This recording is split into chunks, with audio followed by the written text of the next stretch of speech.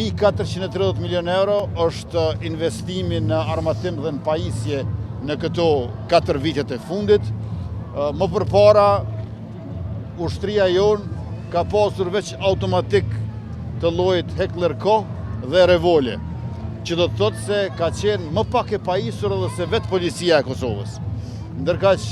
tani është e pajisur me teknologji moderne dhe kjo sa vije shtohet, me qenë se tashmë kemi më shumë se 2 fishim të çizmeve në tokë të ushtarëve tanë, por gjithashtu të syve në qiell, për shkak se e kemi pajisur ushtrinë me drona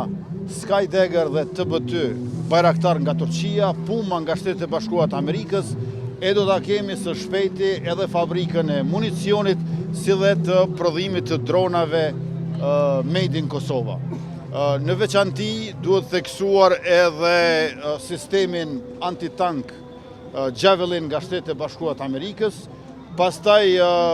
jemi në proces që të marrim edhe helikopter Black Hawk nga Shtetet e Bashkuara të Amerikës, dhe ky është momenti që duhet t'i falenderojmë aleatët tonë, NATO-n, në veçanti Shtetet e Bashkuara të Amerikës që na qëndrojnë pranë edhe në pajisje me armatim e municion,